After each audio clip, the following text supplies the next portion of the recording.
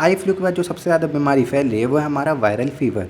दोस्तों एक व्यक्ति से दूसरे व्यक्ति में फैलने वाली बीमारी को हम वायरल फीवर के नाम से ही जानते हैं। डेंगू, मलेरिया या फिर चिकनगुनिया जैसी बीमारी हो सकती है। इन तीनों में अंतर क्या है? बहुत से लोगों को डाउट होता है कि तीनों में अंतर क्या है। होते तो तीनों मच्छर के काटने से, चाहे वो डेंगू, चिकनगुनिया या मलेरिया हो, और आता भी बुखार ही है तीनों में, लेकिन इनमें थोड़ा सा डिफरेंस है। दोस्तों चिकनगुनिया में होता क्या है कि व्यक्ति को बुखार के साथ साथ जॉइंट्स में भी पेन होता है। अभी हल्का हल्का नहीं, बहुत ज़्यादा ही सीवियर पेन होता है। व्यक्ति को चलने में भी बहुत प्रॉब्लम होती है और हाथों के मूवमेंट करने में भी प्रॉब्लम होती है। चलो अब समझो मलेरिया को। मलेरिया में क्या होता है? मलेरिया के पेशेंट को सबसे पहले ठंड देकर बुखार आता है और उसकी बॉडी कांपने लगती है।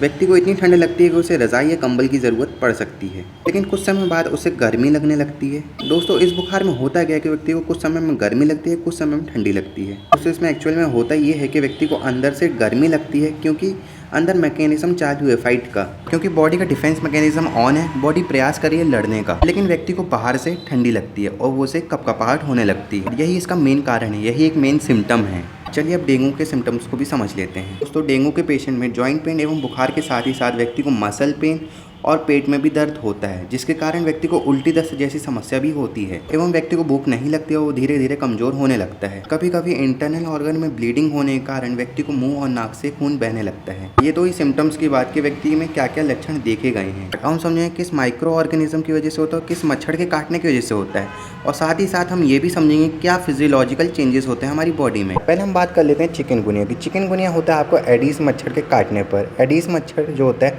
वो चिकनगुनिया वायरस को कैरी करता है और वायरस अफेक्ट करता है हमारी बॉडी को, जिसके कारण हमारे को जॉइंट पेन होता है। दोस्तों तीनों बीमारी के ये सिम्टम मिलते जुलते हैं लगभग। बिना टेस्ट के इसे बता पाना थोड़ा सा मुश्किल है, तो इसलिए इनमें कुछ टेस्ट किए जाते हैं, जैसे कि एलिजा टेस्ट, IgM टेस्ट। दोस्तों अगर डॉक्टर को लगता है कि पेशेंट में डेंगू, चिकनगुनिया या मलेरिया जैसे सिम्टम हैं, दोस्तों जो इन तीनों में सबसे पहला टेस्ट होता है, अगर पेशेंट में ये सभी सिम्टम्स दिखते हैं तो सबसे पहले टेस्ट होता है CBC का। दोस्तों अगर प्लेटलेट्स काउंट अगर कम होता है, इस रेंज से अगर कम होता है, तो फिर चांसेस है कि पेशेंट को डेंगू, मलेरिया या फिर चिकनगुनिया है। फिर इन सभी बीमारियों के लिए पर्टिकुलर स्पेसिफिक टेस्ट होता है, जैसे चिकनगुनिया के लिए एलिजा टेस्ट, IgG एवं IgM टेस्ट। IgM टेस्ट में क्या होता है कि एंटीबॉडी बनने लगती है। इसमें 2 टेस्ट और होते हैं, एक PNR टेस्ट और एक PCR टेस्ट। दोस्तों जो PCR टेस्ट होता है वो थोड़ा सा महंगा होता है। अगर ये टेस्ट पॉजिटिव आते हैं सिम्टम के आधार पर और टेस्ट के आधार पर व्यक्ति चिकनगुनिया पॉजिटिव है। अभी चिकनगुनिया हुआ कैसे उसे? चिकनगुनिया होता है एडीज मच्छर के काटने से। दोस्तों जो एडीज मच्छर है वो चिकनगुनिया वायरस को कैरी करता है, और जब ये एडीज मच्छर आपको बाइट करता है, चिकनगुनिया वायरस आपकी बॉडी में एंटर कर जाता है और आपको ये सभी प्रॉब्लम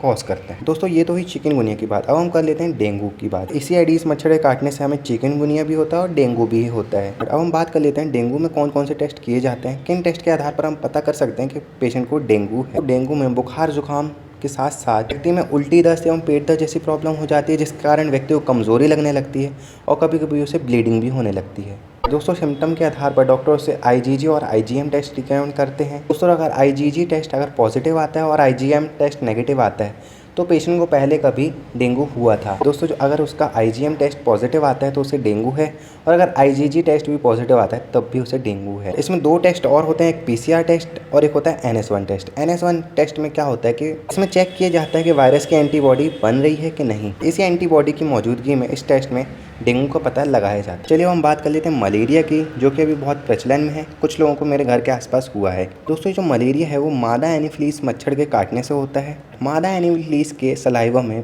प्लाज्मोडियम वाइवेक्स मौजूद होता है, जो रिस्पॉन्सिबल होता है मलेरिया के लिए। जैसे कि आपको पता है इसमें ठंडे देकर बुखार आता है, व्यक्ति की बॉडी कपकपाने लगती है, लेकिन कुछ समय बाद उसे गर्मी लगने लगती है। दोस्तों एंटीजन के आधार पर टेस्ट किया जाता है, रैपिड टेस्ट किट के द्वारा भी टेस्ट किए जाते हैं, लेकिन ये टेस्ट करना बहुत इजी होता है। उसमें रैपिड रिपोर्ट मिल जाती है कि पेशेंट को मलेरिया है या फिर नहीं है। इसका टेस्ट बिल्कुल प्रेगा न्यूज़ की तरह ही होता है, बस 2 बूंद खून को लेना है, उसमें डालते हैं किट पर, और अगर लाइनिंग वगैरह आ जाती है तो पता चल जाता है कि पेशेंट को मलेरिया है या नहीं। टाइम नहीं लगता, डॉक्टर भी इसी को प्रेफर करते हैं। ये तो चिकनगुनिया, डेंगू या मलेरिया की बात। मच्छरों द्वारा एक बीमारी और होती है जिसे हम हाथी पाँव के नाम से जानते हैं, इसे इंग्लिश में फाइलेरिया के नाम से जाना जाता है। क्यूलेक्स मच्छर के काटने से होती है, जो कि नदी तालाब में पाया जाता है। तो ये मच्छरों द्वारा होने वाली बीमारियों की बात। अगर आप चाहते हैं कि इसका मैं ट्रीटमेंट भी बताऊं कि इसमें क्या ट्रीटमेंट देना चाहिए, तो आप कमेंट ज़रूर करें, मैं आपके लिए एक वीडियो बना दूंगा।